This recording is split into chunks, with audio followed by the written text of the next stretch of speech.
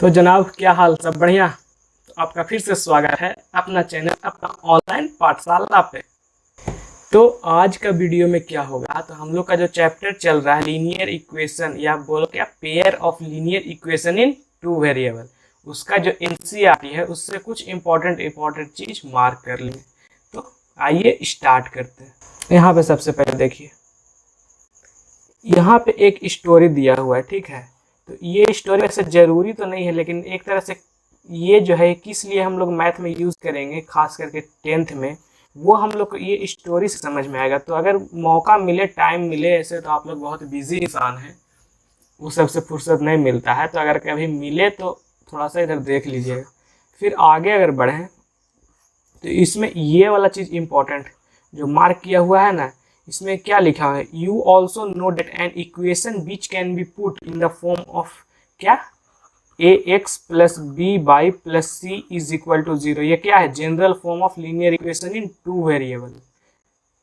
ठीक, इसमें कि ए और बी 0 नहीं होना चाहिए, ठीक है। तो इसको क्या बोलते हैं, linear equation in two variable X and Y, जो कि यहाँ पे लिखा हुआ है, ठीक। इसको हम लोग ये यहाँ पे क्या लिखते हैं, a comma b not equal to 0। इसको कहीं कहीं तुमको ये भी लिखा हुआ मिलेगा कि इसको हम लोग लिख देते हैं a square plus b square not equal to 0। A square plus b square not equal to 0, ठीक। फिर यहाँ पे कुछ लिखा है सॉल्यूशन किसको बोलते हैं, तो ये सब पहला वीडियो जो हम लोग का था इस चैप्टर का, उसमें सब डिटेल में किया हुआ।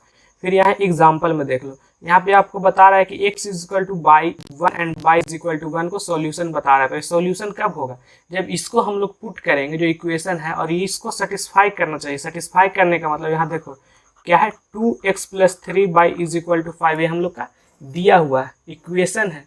तो यहाँ पे हम लोग को पुट क्या करने बोल रहा है, x इज इक्वल टू 1 और y इज इक्वल टू 1। तो LHS में अगर इतना पुट करें और RHS आ गया, कहने का मतलब x के जगह पे हम लोग 1 पुट किए और y के जगह पे भी 1 पुट किए। इसको सॉल्व करें तो कितना आ जाएगा, 2 प्लस 3, तो कितना आ गया 5, जो कि RHS है। तो अगर ऐसा आ गया तो हम लोग का x is equal to 1 and y is equal to 1 is solution of this equation, ठीक। ठीक है, अब आगे देखते हैं। ज्योमेट्रिकल मीनिंग क्या होता है, यहाँ पे इसको देखना है तो देख लेना। वैसे देखो, इसमें ज्योमेट्रिकल बस ये समझना है कि a x plus b y plus c को हम लोग इज इक्वल टू 0 को अगर हम लोग प्लॉट करेंगे तो वो हम लोग का एक स्ट्रेट लाइन बनेगा, हमेशा स्ट्रेट लाइन, ठीक है, हमेशा। बस यही यहाँ समझना है, ठीक। फिर यहाँ क्या है, यहाँ तुमको इम्पोर्टेंट है कि two line will intersect at 1 point. जैसे देखो, दो लाइन बन रहा है, जैसे पेयर ऑफ लीनियर इक्वेशन है, तो पेयर ऑफ लीनियर इक्वेशन तुमको क्या बताएं कि पेयर ऑफ लीनियर इक्वेशन ये होता है, ठीक है। अब तो चैप्टर का लास्ट आ गया तो ये सब बताने की जरूरत नहीं है, लेकिन फिर भी बता देते हैं। तो ये पेयर ऑफ लीनियर इक्वेशन तो तुमको बता रहे हैं कि जब भी बनेगा तो वो क्या बनेगा, लाइन बनेगा। इसका अगर ग्राफ बनाए तो इसका एक लाइन बनेगा, इसका एक लाइन बनेगा। तो लाइन बनाएंगे तो यहाँ पे तुमको दिया हुआ 3 पॉसिबिलिटी, ठीक है, कि अगर 2 लाइन बनाएंगे तो या तो वो एक जगह इंटरसेक्ट करेगा, या पैरेलल जाएगा, या एक दूसरे के ऊपर जाएगा, ठीक, एक दूसरे के ऊपर जाएगा। यही 3 पॉसिबिलिटी बनता है। तो जहाँ एक बार मिला उसको 1 सॉल्यूशन बोलते हैं, मतलब जितना कॉमन पॉइंट होता है ना उसको हम लोग सॉल्यूशन बोलते हैं। तो यहाँ पे कितना कॉमन पॉइंट है, तो यहाँ पे 1 कॉमन पॉइंट है, 1 सॉल्यूशन। ये दोनों लाइन में कितना कॉमन पॉइंट है, कॉमन पॉइंट मतलब दोनों में सेम पॉइंट रहे, कॉमन मतलब दोनों में रहे। तो इसमें कितना कॉमन पॉइंट है, तो यहाँ कॉमन पॉइंट नहीं है, तो इसका नो सॉल्यूशन होगा। इसमें कितना कॉमन पॉइंट है, तो इसमें तो पूरे कॉमन पॉइंट है, तो इसमें इनफाइनाइट सॉल्यूशन होता है, ठीक है। फिर देखो, यहाँ तुमको ग्राफ में दिखाया हुआ 3 पॉसिबिलिटी क्या क्या बन रहा है, एक ये वाला, एक ये वाला, एक ये वाला और एक ये वाला। तो इसमें देखो, इसमें एक जगह इंटरसेक्ट कर रहा है, इसलिए 1 सॉल्यूशन। इसमें नहीं इंटरसेक्ट कर रहा है या कोई कॉमन पॉइंट नहीं है, तो नो सॉल्यूशन। इसमें तो एक के ऊपर एक ही है, तो इसमें इनफाइनाइट सॉल्यूशन, ठीक। फिर और इसमें तुम्हारा इंपॉर्टेंट क्या है, ये कहने का मतलब ये नहीं, वर्ड प्रॉब्लम तुम्हारा बहुत इंपॉर्टेंट है। वर्ड प्रॉब्लम से ही तुम्हारा लॉन्ग क्वेश्चन आता है, ठीक है, या तो क्वाड्रेटिक का देगा या लीनियर इक्वेशन टू वेरिएबल करेगा। तो वर्ड प्रॉब्लम से इक्वेशन बनाना आना चाहिए, बाकी तो सॉल्व कोई भी तरीका से कर देंगे। लेकिन जनरली पूछता है तो क्या पूछता है, पहले तुमको वर्ड प्रॉब्लम दिया हुआ रहेगा, उसको तुमको बोलेगा ग्राफिकली सॉल्व कीजिए, ठीक है, लॉन्ग क्वेश्चन में वही आता है। तो उस पर ध्यान देना है, जैसे कि यही सब क्वेश्चन, ठीक है।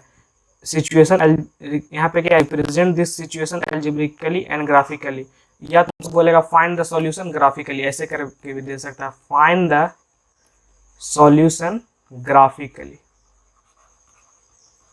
और यही ज़्यादा पूछा जाता है हम लोग का सीबीएसई बोर्ड क्लास 10 में, ठीक है। तो इस पर थोड़ा ध्यान दीजिएगा। और यहाँ पे क्या बोलें कि जितना भी वर्ड प्रॉब्लम है, वर्ड प्रॉब्लम का हमको लगता है 4 या 5 वीडियो किए, उसमें हर एक टाइप का वर्ड प्रॉब्लम डिस्कस किए। 2x के स्पीड पे देख लेंगे, 1.5 के देख लेंगे, कुछ तो समझ में आ जाएगा, ठीक है। थोड़ा सा माइंड में रहता है तो दिमाग उतना काम चला लेता है, बाकी तो लिखने में हम लोग होशियार हैं ही ना। उसके बाद यहाँ पे देखो तो इम्पोर्टेंट है ये सब भी है, तो इसमें हम यहाँ पे लिख दिए हैं कि 2 इक्वेशन बनाने का कोशिश कीजिए, स्टेटमेंट पढ़ के 2 इक्वेशन बनाने का कोशिश कीजिए, और वो स्टेटमेंट से हम लोग लाइन बनाना सीखेंगे। लाइन बनाने के लिए भी एक आसान तरीका बताएं, जस्ट वेरीफाई करने के लिए, बोर्ड में एग्जाम करने के लिए नहीं। तो अगर नहीं देखें चैप्टर का प्लेलिस्ट तो जाके देख लीजिए, बहुत चीज़ सीखने को मिलेगा, ठीक। यहाँ से हम लोग इक्वेशन बनाएंगे, बाकी सॉल्व करने का तो अभी तक सब तरीका जान गए होंगे, जितना हम लोग पढ़े हैं सब जान गए, ठीक है। फिर उसके बाद हम लोग का इम्पोर्टेंट इसमें यही चीज़ जो अभी बताएं कि दिस लाइन में intersect at a single point in case pair of equation है 1 सॉल्यूशन, ठीक है। यहाँ पे पैरेलल इन केस इनकंसिस्टेंट या नो सॉल्यूशन, सॉल्यूशन रहता है उसको कंसिस्टेंट बोलते हैं, ये भी पढ़ लो, याद कर लो कि अगर सॉल्यूशन रहे, एक रहे या बहुत रहे या लिमिटेड रहे, उसको कंसिस्टेंट बोलते हैं, लेकिन अगर सॉल्यूशन नहीं है तो उसको इनकंसिस्टेंट बोलते हैं, ठीक है। कंसिस्टेंट यहाँ देखो, कंसिस्टेंट ऐसा दिखता है और इनकंसिस्टेंट ऐसा दिखता है, ठीक। उसके बाद देखो जो हम लोग का ये होता है ना कोफिशिएंट, उसको कंपेयर करके हम लोग बता सकते हैं कि कंसिस्टेंट है कि नहीं। तो ये जो ग्राफ है वो बहुत इंपॉर्टेंट है, हम लोग को याद कर लेना चाहिए, ठीक। तो याद कैसे होगा, तो यहाँ सिंपल देखो, हम एक तरीका बताते हैं, ठीक है, याद करने का। अभी एक बहुत बार बता चुके हैं लेकिन फिर देख लो। जैसे देखो जब भी रहेगा तो हम लोग का जनरल फॉर्म तो अब तक याद हो गया होगा कि a1x plus b1y plus c1 is equal to 0, और दूसरा a2x plus b2y plus c2 is equal to 0। पहला केस हम लोग का बनता है कि if a1 by a2 is not equal to b1 by b2। a1 b1 क्या है, तो जिसका कोफिशिएंट को, मतलब जिस इक्वेशन का कोफिशिएंट का हम लोग a1 लिए हैं, उसी इक्वेशन का एक वेरिएबल का कोफिशिएंट को हम लोग b1 लेंगे। कहने का मतलब यहाँ ये पहला इक्वेशन है तो a1 b1 दोनों एक ही में है, ठीक है। ये दूसरा इक्वेशन तो a2 b2 एक ही में है। तो इस केस में अगर हम लोग a1 बाई a2 निकालें या b1 बाई b2 निकालें और ये दोनों बराबर ना आए तो इसका क्या ऐसा ग्राफ बनता है, ठीक है। ऐसा ग्राफ मतलब 1 कॉमन पॉइंट मतलब 1 सॉल्यूशन, और सॉल्यूशन निकल गया तो इसको हम लोग क्या बोलते हैं, कंसिस्टेंट, ठीक। दूसरा केस आता है कि a1 by a2 is equal to b1 by b2 is equal to c1 by c2। तो इसका ग्राफ ऐसा बनता है, तो इसमें तुमको पता है कि पैरेलल लाइन कभी मीट नहीं करता है, तो पैरेलल लाइन मीट नहीं करेगा तो नो कॉमन पॉइंट है, नो कॉमन पॉइंट मतलब नो सॉल्यूशन। सॉरी इसका हम लोग का ऐसा नहीं बनेगा, इसका हम लोग का बनेगा कोइंसाइड, मतलब एक के ऊपर एक वाला, ठीक है। तो एक के ऊपर एक वाला मतलब सारा कॉमन पॉइंट है, मतलब इनफाइनाइट सॉल्यूशन, इसमें इनफाइनाइट सॉल्यूशन, और सॉल्यूशन निकल गया तो उसको हम लोग क्या बोलते हैं, कंसिस्टेंट। अगर सॉल्यूशन होता है तो कंसिस्टेंट बोलते हैं। और तीसरा और अंतिम केस हम लोग का है a1 by a2 is equal to b1 by b2 is not equal to c1 by c2। इसमें पैरेलल रहता है, तो पैरेलल में तो हमको कभी मीट नहीं करेगा तो कोई कॉमन पॉइंट नहीं होगा, और कॉमन पॉइंट नहीं होगा तो उसमें नो सॉल्यूशन, और नो सॉल्यूशन मतलब इनकंसिस्टेंट, ठीक, इनकंसिस्टेंट। देखो यही यहाँ भी होगा। अब इसको याद करने का तरीका क्या है, पहले ही बता चुके हैं कि जैसे यहाँ पे एक इंसान है, ठीक है, इधर मान लो एक चीज़ है और इधर एक चीज़ है, तो ये दोनों आपस में मना कर दिया कि हम तुमको साथ नहीं देंगे। मान लो कोई मैटर हो गया, उसमें बोल रहा है कि हम तुमको साथ नहीं देंगे, तो ठीक है, ये हमको पहले ही बोल दिया कि हम तुमको साथ नहीं देंगे, तो ठीक है, कोई बात नहीं। कभी कभी तुमको आएंगे तो तुम मिलोगे तो आते जाते मुलाकात होगा, बाकी वैसा खास तो तुमसे हमको कोई मतलब रहेगा नहीं, और नहीं तुमसे हमको लड़ाई है, बस कहीं मिलोगे तो बातचीत कर लेंगे। कहने का मतलब कि ये हमको पहले ही मना कर दिया कि हम तुमको साथ नहीं देंगे, तो ठीक है, कोई बात नहीं, मत देना, लेकिन तुमसे हमको लड़ाई नहीं है, कभी कभी मिल लेंगे। दूसरा में क्या है, दूसरा में ये है, बोल रहा है हम तुम्हारा हमेशा साथ देंगे, यहाँ भी साथ है यहाँ भी साथ है, तो ये बोल रहा है कि हम तो साथ साथ चलेंगे, ठीक है। और तीसरा में है, ये बोल रहा है हम साथ देंगे, मतलब हम आपके बराबर हैं, लेकिन आगे जाके धोखाधड़ी कर रहा है। पहले बोल दिया कि साथ देंगे और आगे जाके कह रहा है ना देंगे, तो वैसा आदमी से तो दूर रहना चाहिए। तो वैसा आदमी में ये देखो पैरेलल लाइन बना लिया कि आप मेरे से दूर ही रहिए, आपसे हमको कोई मतलब नहीं है, ठीक है। पहला में क्या है, पहला मना कर दिया कि नहीं जी हम आपका साथ नहीं देंगे, तो ठीक है मना कर दिया कि नहीं देंगे, तो उससे हमको कोई दिक्कत नहीं है। लेकिन यहाँ पे ये कर रहा है कि साथ देंगे, आगे जाकर धोखा दे दिया, तो इससे ऐसा लोग से तो हमको बहुत दिक्कत है। तो जब दिक्कत है तो इसका क्या करेंगे कि आपसे हम दूरी बना लें। दूरी मतलब आप अपना लाइन में, हम अपना लाइन में। अब पैरेलल लाइन बनेगा तो हमको पता है कॉमन पॉइंट नहीं होगा, कॉमन पॉइंट नहीं होगा तो उसका नो सॉल्यूशन। इसमें एक कॉमन पॉइंट होगा, वन सॉल्यूशन, और ये तो खैर हमेशा साथ है, हमेशा साथ है तो इनफाइनाइट सॉल्यूशन, और लाइन कोइंसाइड करेगा। याद हो गया, कोई दिक्कत नहीं। चलिए आगे बढ़ते हैं। यहाँ भी वही दिया हुआ है कि a1/a2 not equal to b1/b2, तो इंटरसेक्टिंग, तीनों बराबर, कोइंसिडेंट, दो बराबर एक नहीं बराबर, पैरेलल, ठीक। आगे ये सब इंपॉर्टेंट नहीं, इसमें क्या करना है यही कि कंपेयर करके आप बताइए कि ये लाइन पैरेलल है, कोइंसिडेंट है और इंटरसेक्ट एट ए पॉइंट कर रहा है। तो अभी बता दिए, कर लेंगे, एक दो क्वेश्चन प्रैक्टिस कर लेंगे, पहला तीसरा। यहाँ भी है कि चेक करके बताइए कि कंसिस्टेंट है या इनकंसिस्टेंट है। यहाँ पे इंपॉर्टेंट हमारा क्या हो जा रहा है कि अगर a1/a2 not equal to b1/b2 है और a1/a2 is equal to b1/b2 is equal to c1/c2 है, तो ये दोनों केस में कंसिस्टेंट होगा, ठीक है। ये वन सॉल्यूशन वाला है और ये इनफाइनाइट सॉल्यूशन वाला केस है। तो लेकिन सॉल्यूशन तो आ रहा है, तो सॉल्यूशन आ रहा मतलब कंसिस्टेंट होगा। तो ये अगर दोनों में से कोई केस है तो वो हम लोग का क्या हो जाएगा, कंसिस्टेंट हो जाएगा। और जो हम लोग का ये वाला केस है, धोखाधड़ी वाला केस, धोखाधड़ी वाला मतलब ये वाला आगे जाकर धोखा देने वाला, तो ये हम लोग का होता है इनकंसिस्टेंट, सॉरी। तो इसका भी ट्राई कर लेंगे, बाकी तो सब प्रैक्टिस बहुत है, उसके लिए तो कोई दिक्कत ही नहीं। फिर वर्ड प्रॉब्लम, वर्ड प्रॉब्लम से हम लोग क्या करेंगे, इक्वेशन बनाना सीखेंगे। इक्वेशन बन जाएगा फिर सॉल्व हो जाएगा। तो इस वर्ड प्रॉब्लम को छोड़कर कम से कम सॉल्यूशन नहीं बनाएंगे, लेकिन उसका इक्वेशन तक पहुंच जाएंगे, ठीक है। फिर ये वाला जो है ये एग्जाम में नहीं पूछेगा, ये गारंटी है, लेकिन कॉन्सेप्ट बिल्डिंग के लिए क्वेश्चन बहुत इंपॉर्टेंट, ये तो बनाना ही। इससे तुम्हारा ये a1 b1 c1 c2 है ना, उसका कॉन्सेप्ट एकदम क्लियर हो जाएगा। और ये जो हम लोग का 7th नंबर है, ये हम लोग का एग्जाम में पूछा जाता है, एकदम सेम इसी टाइप का क्वेश्चन पूछा जाता है। ये हम करवाएं भी, छूटा तो कुछ नहीं है, बस अब आपको वीडियो देखने का। ये आपका एग्जाम में ऐसा पूछा जाता है, पूछा गया भी है, ठीक। अब आगे देखते हैं। आपको ये सॉल्व करने का 3 तरीका है। पहला क्या है, सब्स्टिट्यूशन, फिर क्या है एलिमिनेशन, फिर क्या है क्रॉस मल्टीप्लिकेशन, और एक ग्राफिकल मेथड। 4 तरीका टोटल, ठीक। उसके बाद आगे हम लोग देखें, वैसे तो पूरा एनसीईआरटी इंपॉर्टेंट है, इसमें ये सब खास इंपॉर्टेंट नहीं है, बस हम लोग को ये जान जाना है कि सब्स्टिट्यूशन मेथड क्या है। सब्स्टिट्यूशन मेथड क्या है, कहने का मतलब ये है कि हम लोग को कम से कम पता होना चाहिए ना कि सब्स्टिट्यूशन मेथड क्या है। ऐसे थोड़ी है कि दे दिया सब्स्टिट्यूशन मेथड से सॉल्व कीजिए, हमको अइबे नहीं करता, ऐसे ऊपर देख के ऐसे बैठ गए। तो आना चाहिए ना, हमको कोई और तरीका आ रहा है, लेकिन अगर क्वेश्चन में मेंशन कर दिया कि आप ये मेथड यूज़ कीजिए, तब तो कोई उपाय नहीं है। एलिमिनेशन आपको आता है, क्रॉस मल्टीप्लिकेशन आता है, तो हमको थोड़ा सा नॉलेज होना चाहिए कि सब्स्टिट्यूशन क्या है। उसके लिए प्रैक्टिस कर लेंगे 1-2 क्वेश्चन।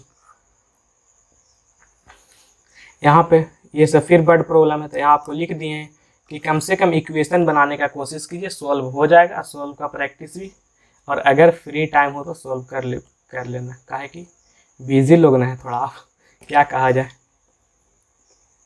लेकिन हम तो बोलेंगे पूरा सॉल्व कीजिएगा। वर्ड प्रॉब्लम में ही नंबर, ठीक। Just practice some question to make method clear. ये एलिमिनेशन, तो एलिमिनेशन कैसे होता है, क्या होता है, उसको भी थोड़ा सा जान लेंगे, ताकि हमको एग्ज़ाम हॉल में ऊपर देख के ना बैठना पड़े, ऊपर वाले के भरोसे, ठीक। एग्जाम्पल नंबर 12 देख लेंगे। यहाँ पे हम सोच रहे थे कुछ इंपॉर्टेंट बताने के लिए, ये एलिमिनेशन, सब्स्टिट्यूशन, ये सब तो आता ही है, उसके लिए तो कुछ दिक्कत नहीं है। ये आपका क्रॉस मल्टीप्लिकेशन, ठीक है। क्या लिखा हुआ है, याद कर लेना, और याद नहीं होता तो मेरा वाला वीडियो देख लेना इस टॉपिक का, क्रॉस मल्टीप्लिकेशन का एक वीडियो है, क्रॉस मल्टीप्लिकेशन का क्या होता है ये फॉर्मूला याद नहीं करना पड़ेगा, ठीक है। ऐसा बताएं कि कम से कम याद ना करना पड़े। तो अगर याद ना करने का मन है, याद हो जाता है तब तो अति उत्तम, याद हो जाता है तब तो अति उत्तम, लेकिन अगर याद नहीं हो पाता है तब क्या करेंगे, तब तो वो वीडियो देखना पड़ेगा। तो उसमें याद करना ही नहीं पड़ेगा, याद करने से कोई मतलब ही नहीं है, अपने सोल्व हो जाएगा बिन फॉर्मूला के। तो वीडियो देख लीजिएगा, #promotion। तो क्रॉस मल्टीप्लिकेशन में बस एक ये फॉर्मूला याद है, फॉर्मूला याद रहेगा आपका x और y का डायरेक्ट आ जाएगा आंसर। और ये क्रॉस मल्टीप्लिकेशन एलिमिनेशन से आगे बढ़ गया, मतलब एलिमिनेशन को सॉल्व कीजिएगा ना जनरल फॉर्म लेके, तब आपका क्रॉस मल्टीप्लिकेशन का ये फॉर्मूला आ जाएगा। तो ये फॉर्मूला अगर याद करना है तो याद कर लीजिए, नहीं याद करना था तो वीडियो देखिए। ये सब आपका वही, ठीक है। फिर यहाँ पे वही चीज़ जो ऊपर बताएं, A1 B1 C1 C2 जो भी, ये आपका वही है कि ऐसा भी कैसे बनता है क्रॉस मल्टीप्लिकेशन से। क्रॉस मल्टीप्लिकेशन में ये इंपॉर्टेंट है, ये आप शॉर्टकट से निकालना सीख जाएंगे। कहाँ? वो वाला वीडियो में। कौन सा वीडियो में? क्रॉस मल्टीप्लिकेशन में। क्रॉस मल्टीप्लिकेशन पे एक वीडियो है, क्रॉस मल्टीप्लिकेशन मेथड थंबनेल में मेंशन, ठीक।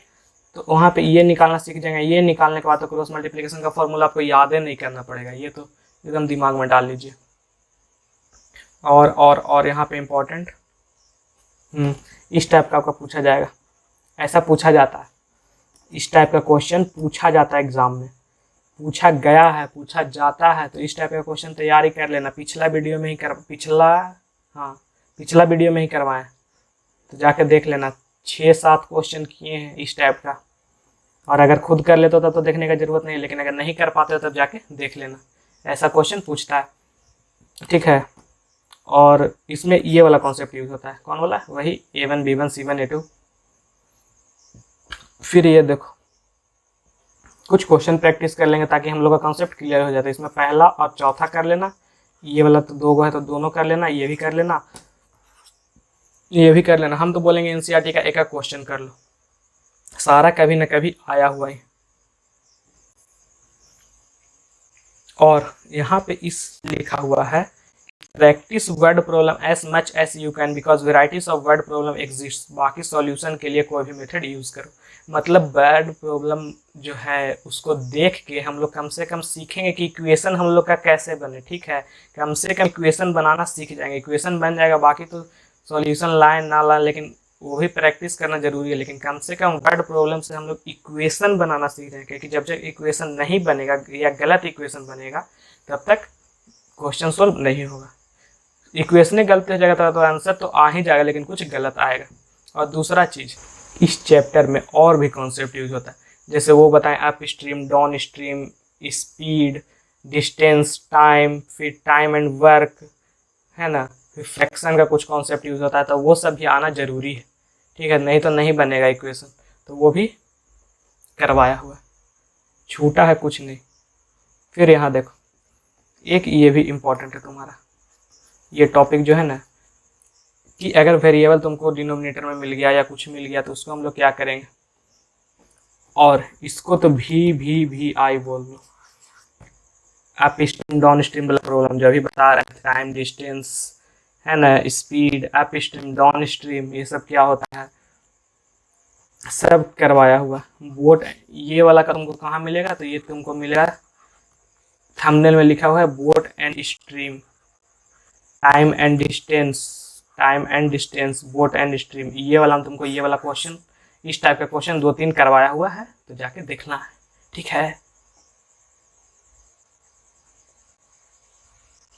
यहाँ पे तुमको एक चीज बताना चाह रहे थे कि ये वाला, इसमें देखो यहाँ पर सारा का सारा क्वेश्चन इंपॉर्टेंट है। इंपॉर्टेंट क्यों है? क्योंकि यहाँ देखो वेरिएबल जो है वो सब डिनोमिनेटर में हम लोग का, इसीलिए इंपॉर्टेंट हो गया। यहाँ भी वेरिएबल डिनोमिनेटर में, यहाँ भी वेरिएबल डिनोमिनेटर में, यहाँ भी है, यहाँ वेरिएबल के साथ कुछ और है लेकिन वो भी डिनोमिनेटर में, यहाँ भी है, यहाँ भी देखो, यहाँ भी है, यहाँ भी है। तो जहाँ पे वेरिएबल तुम डिनोमिनेटर में मिल गया ना, उसको हम लोग क्या करेंगे, दूसरा वेरिएबल मान लेंगे, ठीक है। जैसे एक तुमको बताते हैं, सतमा ही देख लो, तो सतमा को हम लोग 1/x + y को u मान लेते हैं, अब 1/x - y को v मान लेते हैं, ठीक है, तो यहाँ से क्या हो जाएगा, इसको हो जाएगा 10u plus 2v is equal to 4, और दूसरा हम लोग का हो जाएगा 15u, क्या 15u minus 5v is equal to -2। अब कैसे होगा, तो यहाँ देखो क्या हम लोग का था 10/x plus by, 10/x plus by को हम लोग क्या लिख सकते हैं 10 इंटू 1/x प्लस बाई, और 1/x प्लस बाई का हम लोग क्या मान है u, तो इसको हम लोग क्या लिख सकते हैं 10u, तो वही हम लोग उसी तरह से ये लिख सकते हैं। अब ये हम लोग का इक्वेशन बन गया लीनियर इक्वेशन इनटू वेरिएबल, इससे हम लोग u और v का वैल्यू निकालेंगे। u और v का वैल्यू निकालेंगे तो मान लो u का वैल्यू 1/5 आया और v का वैल्यू 1/3 आया, तो यहाँ से हम लोग क्या लिख सकते हैं x plus by is equal to 5 and x minus by is equal to 3। अब देखो फिर ये आ गया लीनियर इक्वेशन टू वेरिएबल, फिर इसको सॉल्व करेंगे कोई मेथड लगा के, ठीक है, तब हम लोग का x और y का वैल्यू आएगा। तो अगर तुमको डिनोमिनेटर में वेरिएबल मिल जाए तो डिनोमिनेटर में जितना भी है, मतलब यहाँ पे x अकेले है, y अकेले, तो 1/x को कुछ मान लेंगे और 1/y को कुछ मान लेंगे। यहाँ पे देखो, यहाँ पे x और y साथ में, तो ये पूरा को मान लेंगे कि इसको कुछ और मान लेंगे, इसको कुछ और मान लेंगे। यहाँ देखो यहाँ और बड़ा है तो इसको कुछ और मान लेंगे, इसको कुछ और मान लेंगे। करने का तरीका वही है, पढ़ाएं भी, मतलब बताएं भी, पढ़ाना तो आता नहीं है, बताएं भी, ठीक। बाकी वर्ड प्रॉब्लम ये जनाब आपका है ऑप्शनल, इसको तो ऐसे टीचर लोग बोलते हैं कि छोड़ देना है, क्या करना है छोड़ देना है, लेकिन अगर ये एक्सरसाइज आपसे बन गया मतलब चैप्टर क्लियर है, कोई दिक्कत नहीं, ठीक है। बहुत अच्छा क्वेश्चन, जैसे ये वाला देखो, एक और आपका साइक्लिक क्वाड्रिलेटरल का होगा, ये क्वेश्चन पूछा गया है, ठीक है। टीचर लोग तो बोल देते हैं कि छोड़ देना, बहुत सारे बोलते हैं, सब नहीं बोलते हैं। कुछ टीचर तो जैसे हम लोग को क्या बोलते हैं कि एनसीईआरटी घोर के पी जाना है, सही बात। ये है, ये आया हुआ क्वेश्चन है, ये 5वां नंबर आया हुआ क्वेश्चन है, ये आया है, ये भी पहले आया है, ठीक है, और ये दोनों तो कर ही लेंगे, ठीक। बाकी फुर्सत हो तो कभी ट्यूशन वाले टीचर से ये सब क्वेश्चन पूछ लेना, वही लिखेंगे, फुर्सत में ये भी ट्यूशन वाले टीचर से पूछ ही लेना, और नहीं तो कमेंट बॉक्स आपके लिए ही, ठीक। तो देखो इसमें हम लोग का क्या है कि इसमें हम लोग का सिर्फ प्रैक्टिस पे पढ़ना क्या क्या है। सबसे पहले तो क्या होता है उससे हम लोग का मतलब नहीं, एग्जाम पॉइंट ऑफ व्यू से इंपॉर्टेंट क्या है, 4 मेथड होता है सॉल्व करने के लिए। पहला ग्राफिकल मेथड, इससे आपका डायरेक्ट क्वेश्चन आता है, लॉन्ग में क्वेश्चन आता है, मतलब लॉन्ग क्वेश्चन आता है 4-5 नंबर वाला। फिर आपका अलजेब्राइक मेथड में 3 मेथड बनता है, तो पहला सब्स्टिट्यूशन, फिर एलिमिनेशन, फिर क्रॉस मल्टीप्लिकेशन। आप ज़्यादा एलिमिनेशन यूज़ कर सकते हैं अगर कुछ नहीं लिखा हुआ है तो, क्या कि बेस्ट है। क्रॉस मल्टीप्लिकेशन आपका फॉर्मूला है, अगर वीडियो देख लीजिएगा तो फॉर्मूला याद नहीं करना पड़ेगा। फिर पहला आपका बचा सब्स्टिट्यूशन, तो सब्स्टिट्यूशन थोड़ा सा आसान वाले क्वेश्चन के लिए यूज़ होता था। अगर सब्स्टिट्यूशन आएगा भी तो आपका छोटा क्वेश्चन सॉल्व करने के लिए आएगा, कहने का मतलब कि छोटा मतलब कम नंबर वाला में आएगा, ठीक। उसके बाद हम लोग का आता है वर्ड प्रॉब्लम, ठीक है। तो ग्राफिकल जो आएगा हम लोग का वो वर्ड प्रॉब्लम से ही आएगा, ठीक है, कि कुछ पढ़िए इक्वेशन बनाइए, कुछ पढ़िए इक्वेशन बनाइए, सोल्व कीजिए, आंसर लाइए। तो जो अभी बोल रहे हैं कि ग्राफिकल वाला है, तो ग्राफिकल वाला भी आपका वर्ड प्रॉब्लम भी आएगा, वर्ड प्रॉब्लम में ही आएगा। तो वर्ड प्रॉब्लम से इक्वेशन बनाना सीखिए। अब इक्वेशन से को हमको अलजेब्रिकली सोल्व करने बोल रहा है या ग्राफिकली सोल्व करने बोल रहा है, वो तो क्वेश्चन पे डिपेंड करता है। अलजेब्रिकली बोलेगा तो एलिमिनेशन लगा देंगे, अगर कोई मेथड मेंशन रहेगा कि सब्स्टिट्यूशन से कीजिए, क्रॉस मल्टीप्लिकेशन से कीजिए, तो वो करना होगा, और नहीं तो ग्राफिकल रहेगा तो ग्राफिकल करेंगे, कुछ नहीं लिखा है तो एलिमिनेशन लगाएंगे, एकदम सीधा, ठीक। नोट्स आपको अगला वीडियो में मिल जाएगा, ठीक है। तब तक के लिए पढ़ाई करते रहें, धन्यवाद।